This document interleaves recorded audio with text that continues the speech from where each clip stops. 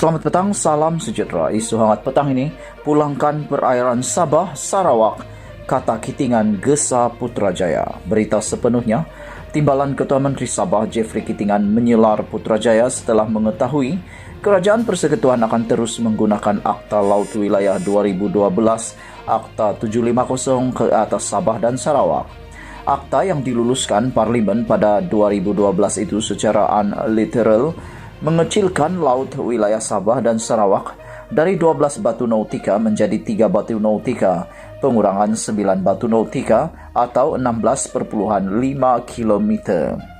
Dalam kenyataan hari ini, Kitingan yang menghadiri taklimat mengenai Perjanjian Malaysia 1963 MA 63 yang dipengerusikan oleh Ketua Menteri Sabah Haji Jinor semalam menuntut agar Kerajaan Persekutuan menghadkan skop akta itu kepada Semenanjung sahaja. Tambah beliau, akta itu tidak boleh merangkumi Sabah dan Sarawak kerana kedua wilayah itu tidak pernah menyetujuinya.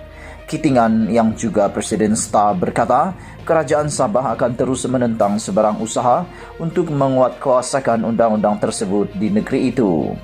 Akta ini bercanggah dengan perlembagaan kerana melanggar artikel 1 dalam kurungan 3 Perlembagaan Persekutuan yang menyatakan bahawa wilayah setiap negeri adalah wilayah yang ditetapkan sebelum Hari Malaysia, kata beliau. Ahli Parlimen Keningau itu berkata, Dewan Undangan Negeri Dun Sabah tidak pernah memberi persetujuan terhadap peluasan akta tersebut. Mengubah sempadan Sabah memerlukan undi majoriti dalam DUN, kecuali bagi tempoh ketika Labuan dijadikan wilayah persekutuan pada 1985, kami tidak pernah mengubah sempadan kami.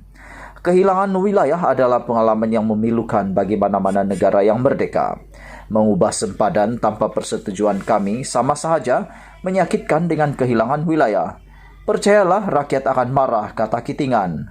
Tambah beliau, tidak logik untuk dihujahkan bahawa disebabkan akta itu berkuat kuasa di Semenanjung, maka ia patut dikuat kuasakan di seluruh negara termasuk Sabah dan Sarawak.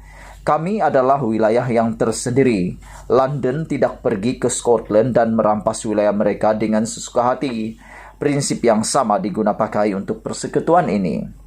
Saya juga ingin menyatakan bahawa Kerajaan Persekutuan secara tidak sah telah menyerahkan blok LNM dalam wilayah Sabah pada tahun 2008 kepada Brunei. Kami mahu wilayah itu dikembalikan, tegas beliau. Isu Akta Laut Wilayah 2012 adalah salah satu daripada 4 isu berkaitan MA 63 yang masih belum dapat diselesaikan selain sumber minyak dan gas Sabah sejak 2017. Pada 2019, mesyuarat Jawatan Kuasa Khas Jemaah Menteri Pakatan Harapan bagi mengkaji dan melaksanakan MA 63 berkata, ia telah menyelesaikan 17 daripada 21 isu yang dibangkitkan oleh Kerajaan Sabah dan Sarawak. Selain Akta Laut Wilayah, isu lain yang belum dapat diselesaikan adalah isu royalti minyak dan pembayaran tunai petroleum, mineral minyak dan medan minyak, serta hak negeri ke atas pentas benua. Ketua Menteri Sarawak Abang Johari Openg juga sebelum ini menyuarakan bantahan terhadap akta tersebut dengan berkata, pada 2018 perairan wilayah mereka adalah 12 batu nautika dan bukan 3 batu nautika seperti yang dinyatakan dalam Akta Laut Wilayah.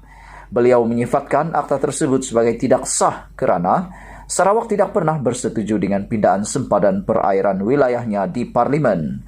Sumber berita dipetik daripada FMT. Sekian isu hangat petang ini. Jangan lupa tekan butang subscribe dan kita jumpa lagi. Bye-bye.